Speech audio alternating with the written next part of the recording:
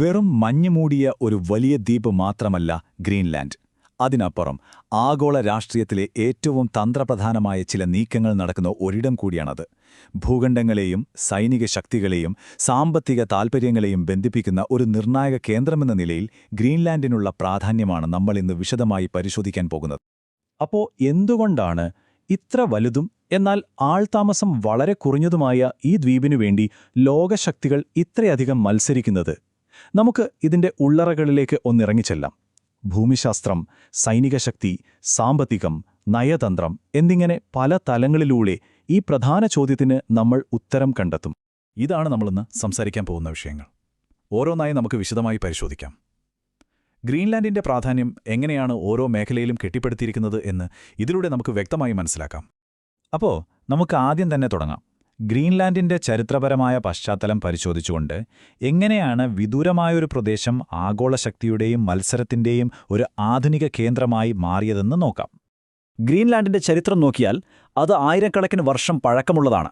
പക്ഷേ അതിന്റെ ഇന്നത്തെ ഈ തന്ത്രപരമായ പ്രാധാന്യം വരുന്നത് പ്രധാനമായും രണ്ടാം ലോക മഹായുദ്ധത്തിനും അതിനുശേഷമുള്ള ശീതയുദ്ധത്തിനും ശേഷമാണ്. ഇപ്പോൾ ഗ്രീൻലാൻഡ് ഡെൻമാർക്കിന്റെ ഭാഗമാണെങ്കിലും സ്വന്തമായ കാര്യങ്ങൾ തീരുമാനിക്കാൻ അവർക്ക് അധികാരമുണ്ട്.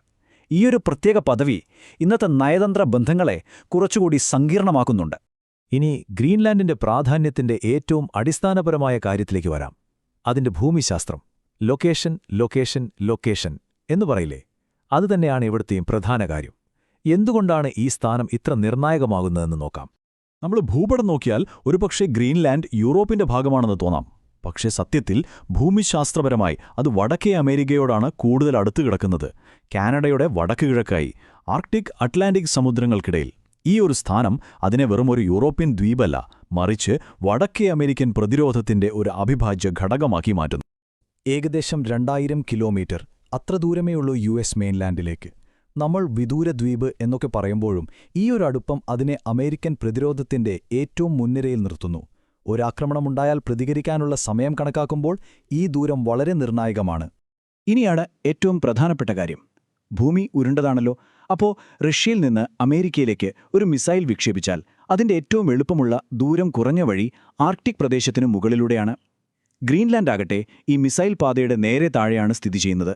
അതുകൊണ്ടുതന്നെ ഈ വഴികൾ നിരീക്ഷിക്കാൻ ഇതിലും നല്ലൊരു സ്ഥലം വേറെയില്ല. അപ്പോൾ ഈ ഒരു ഭൂമിശാസ്ത്രപരമായ മേൽക്കോയ്മ എങ്ങനെയാണ് സൈനികമായി ഉപയോഗിക്കുന്നത്? അതാണ് അമേരിക്കയുടെ ആർട്ടിക് കവചം എന്ന് പറയുന്നത്. അതെങ്ങനെയാണ് അമേരിക്കൻ ഐക്യനാടുകൾക്ക് ഒഴിച്ചുകൂടാനാവാത്ത ഒരു സുരക്ഷാ സംവിധാനമായി മാറുന്നതെന്ന് നമുക്ക് നോക്കാം. ഗ്രീൻലാൻഡിലെ പിറ്റുഫിക് സ്പേസ് ബേസ്, പണ്ട് തൂലി എയർബേസ് എന്നായിരുന്നു ഇതിന്റെ പേര്. അമേരിക്കയുടെ വിദേശത്തുള്ള ഏറ്റവും പ്രധാനപ്പെട്ട സൈനിക താവളങ്ങളിൽ ഒന്നാണിത്. അവരുടെ ഏറ്റവും വടക്കേറ്റത്തുള്ള ഈ താവളം ആർട്ടിക് മേഖലയിലെ അമേരിക്കൻ പ്രതിരോധത്തിന്റെ നെടുന്തൂണാണ്. ഇവിടെ യഥാർത്ഥത്തിൽ എന്തൊക്കെയാണ് നടക്കുന്നത്? 1. മിസൈൽ ആക്രമണങ്ങൾ മുൻകൂട്ടി അറിയാനുള്ള അതീവ ശക്തമായ റഡാർ സംവിധാനങ്ങളുണ്ട്. 2. അത്തരം മിസൈലുകളെ പ്രതിരോധിക്കാനുള്ള സംവിധാനങ്ങൾ. പിന്നെ ബഹിരാകാശ നിരീക്ഷണം, അതായത് ആർട്ടിക് മേഖലയ്ക്ക് മുകളിലൂടെ പോകുന്ന ഏതൊരു ഉപഗ്രഹത്തെയും അത് ശത്രുരാജ്യങ്ങളുടേതാണെങ്കിൽ പോലും നിരീക്ഷിക്കാൻ അവർക്ക് സാധിക്കും. മിസൈൽ പ്രതിരോധം മാത്രമല്ല, കടലിലും ഗ്രീൻലാൻഡിന് വലിയ റോളുണ്ട്. ഗ്രീൻലാൻഡ്, ഐസ്ലാൻഡ്, പിന്നെ UK, ഈ 3 സ്ഥലങ്ങൾക്കിടയിലുള്ള കടലിടുക്കിനെയാണ് GI-UK ഗ്യാപ്പ് എന്ന് പറയുന്നത്. റഷ്യൻ അന്തർവാഹിനികൾ അറ്റ്ലാന്റിക് സമുദ്രത്തിലേക്ക് കടക്കുന്നുണ്ടോ എന്ന് നിരീക്ഷിക്കാനുള്ള ഏറ്റവും തന്ത്രപ്രധാനമായ വഴിയാണിത്. ശീതയുദ്ധകാലത്ത് ഇത് വളരെ പ്രധാനപ്പെട്ടതായിരുന്നു. ഇപ്പോൾ റഷ്യയുടെ നാവികശക്തി കൂടുന്നതനുസരിച്ച് ഇതിന്റെ പ്രാധാന്യം വീണ്ടും വർദ്ധിച്ചിരിക്കുകയാണ്. ശരി, അപ്പോൾ ഈ സൈനിക സംവിധാനങ്ങളൊക്കെ ശീതയുദ്ധകാലത്തെ ഓർമ്മപ്പെടുത്തലുകൾ മാത്രമല്ല. ഇന്നത്തെ കാലത്ത് ആർട്ടിക് മേഖലയിൽ പുതിയൊരു മത്സരം തന്നെ തുടങ്ങിയിട്ടുണ്ട്. അതുകൊണ്ട് ഇതിന്റെയെല്ലാം പ്രസക്തി കൂടിയിട്ടേ ഉള്ളൂ. ഇവിടെ പ്രധാനമായും 2 കളിക്കാരാണുള്ളത്. ഒരു വശത്ത് റഷ്യ. അവർ പഴയ സോവിയറ്റ് കാലത്തെ സൈനിക താവളങ്ങളൊക്കെ വീണ്ടും തുറക്കുകയും അവിടെ പുതിയ മിസൈലുകൾ സ്ഥാപിക്കുകയുമൊക്കെ ചെയ്യുന്നു. മറുവശത്ത് ചൈനയാണ്. അവരുടെ കളി കുറച്ചുകൂടി വ്യത്യസ്തമാണ്. അവർ പറയുന്നത് തങ്ങൾ ആർട്ടിക് സമീപസ്ഥ രാജ്യമാണെന്നാണ്. സാമ്പത്തികമായും ശാസ്ത്രീയമായും അവിടെ സ്വാധീനമുറപ്പിക്കാനാണ് അവർ ശ്രമിക്കുന്നത്. ഈ 2 നീക്കങ്ങളെയും നേരിടാൻ അമേരിക്കയ്ക്ക് ഗ്രീൻലാൻഡ് കൂടിയേ തീരൂ. പക്ഷേ ഈ മത്സരം വെറും സൈനികം മാത്രമല്ല കേട്ടോ. കാലാവസ്ഥാ വ്യതിയാനം കാരണം ആർട്ടിക്കിലെ മഞ്ഞുരുകുകയാണ്. ഇത് പുതിയ സാമ്പത്തിക സാധ്യതകൾ തുറന്നു തരുന്നുണ്ട്. അപ്പോൾ ഇത് ജിയോ പൊളിറ്റിക്സ് മാത്രമല്ല, ജിയോ എക്കണോമിക്സ് കൂടിയാണ്. ഗ്രീൻലാൻഡിന്റെ മഞ്ഞനടിയിൽ എന്തൊക്കെയുണ്ട്?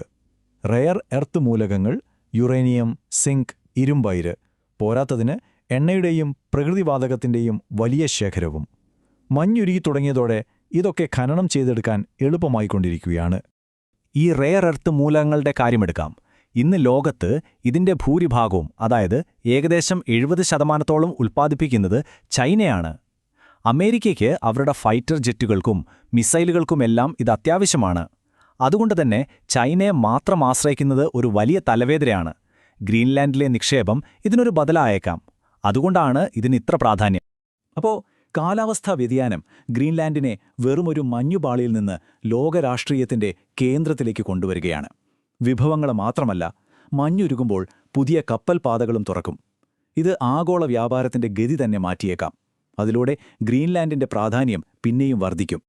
ഇത്രയധികം സൈനികവും സാമ്പത്തികവുമായ താൽപ്പര്യങ്ങൾ കൂടിച്ചേരുമ്പോൾ നയതന്ത്രം വളരെ സങ്കീർണമാകും. അടുത്തതായി നമുക്ക് അതെങ്ങനെയാണ് കൈകാര്യം ചെയ്യുന്നതെന്ന് നോക്കാം. ഇവിടെ 3 പ്രധാന കക്ഷികളുണ്ട്: ഗ്രീൻലാൻഡ്, ഡെൻമാർക്ക്, പിന്നെ US. ഗ്രീൻലാൻഡിന് അവരുടെ ആഭ്യന്തര കാര്യങ്ങളിൽ സ്വയംഭരണമുണ്ട്. എന്നാൽ പ്രതിരോധവും വിദേശകാര്യവുമൊക്കെ നോക്കുന്നത് ഡെൻമാർക്കാണ്. അമേരിക്കയ്ക്കാണെങ്കിൽ ഈ സൈനിക താവളങ്ങൾ നിലനിർത്തുകയും വേണം. 2019 അമേരിക്ക ഗ്രീൻലാൻഡ് വാങ്ങാൻ ശ്രമിച്ചത് ഓർമ്മയില്ലേ? അത് അവരുടെ ആശങ്ക എത്രത്തോളം ഉണ്ടെന്ന് കാണിക്കുന്നു. അതുകൊണ്ട് ഈ 3 കൂട്ടരും തമ്മിലുള്ള ബന്ധം വളരെ ശ്രദ്ധയോടെ കൈകാര്യം ചെയ്യേണ്ട ഒന്നാണ്. ഈ ബന്ധം മെച്ചപ്പെടുത്താൻ അമേരിക്ക അടുത്ത കാലത്തായി ചില കാര്യങ്ങൾ ചെയ്തിട്ടുണ്ട്. 1. ഗ്രീൻലാൻഡിന്റെ തലസ്ഥാനമായ നൂക്കിൽ അവർ കോൺസുലേറ്റ് വീണ്ടും തുറന്നു. 2. സാമ്പത്തിക സഹായ പാക്കേജുകൾ വാഗ്ദാനം ചെയ്യുന്നു. എന്തിനാണിത്? ചൈനയെപ്പോലുള്ള രാജ്യങ്ങൾ പണം കൊടുത്ത് അവിടെ സ്വാധീനം ഉറപ്പിക്കുന്നത് തടയാൻ. ഗ്രീൻലാൻഡിലെ ജനങ്ങളുമായി നേരിട്ടൊരു ബന്ധം സ്ഥാപിക്കാനുള്ള ശ്രമം കൂടിയാണിത്. അപ്പോൾ ഭാവിയിലേക്ക് നോക്കുമ്പോൾ എന്താണ് കാണുന്നത്? ആർട്ടിക്കിലെ മഞ്ഞ് ഇനിയും ഉരുകിക്കൊണ്ടേയിരിക്കും. അത് പുതിയ സാധ്യതകൾ തുറക്കും. അമേരിക്കയും ചൈനയും തമ്മിലുള്ള മത്സരം കൂടും. റഷ്യ അവരുടെ സൈനിക സാന്നിധ്യം വർദ്ധിപ്പിക്കും. ഗ്രീൻലാൻഡിലെ ധാതുക്കൾക്ക് ലോകത്ത് ആവശ്യക്കാരേറും. ചുരുക്കി പറഞ്ഞാൽ ഗ്രീൻലാൻഡിന്റെ പ്രാധാന്യം കൂടുകയുള്ളൂ, കുറയില്ല. അതെ, സുരക്ഷ, സാമ്പത്തികം, നയതന്ത്രം ഇതെല്ലാം ഒത്തുചേരുന്ന ഒരു നിർണായക സ്ഥാനത്താണ് ഗ്രീൻലാൻഡ് എന്ന് നിൽക്കുന്നത്. അതൊരു പ്രതിരോധ കവചമാണ്, ആർട്ടിക്കിലേക്കുള്ള വാതിലാണ്, ബഹിരാകാശത്തെ നമ്മുടെ കണ്ണുകളാണ്. പിന്നൊരു പക്ഷേ ഭാവിയുടെ ഇന്ധനവും ധാതുക്കളും അവിടെയായിരിക്കാം. അപ്പോൾ ഏറ്റവും വലിയ ചോദ്യം ഇതാണ്: ആർട്ടിക് മേഖല കൂടുതൽ തുറന്നു വരുമ്പോൾ അതിന്റെ ഭാവി ആരാണ് തീരുമാനിക്കുക? വൻ ശക്തികളാണോ? അതോ ഈ മത്സരങ്ങൾക്കിടയിൽ ഗ്രീൻലാൻഡിലെ ജനതയ്ക്ക് അവരുടെ സ്വന്തം ഭാവി നിർണ്ണയിക്കാൻ അവസരം ലഭിക്കുമോ? ഈ ചോദ്യത്തിന്റെ ഉത്തരം കണ്ടെത്താനുള്ള ശ്രമത്തിന്റെ കേന്ദ്രബിന്ദു ഗ്രീൻലാൻഡ് തന്നെയാണ്.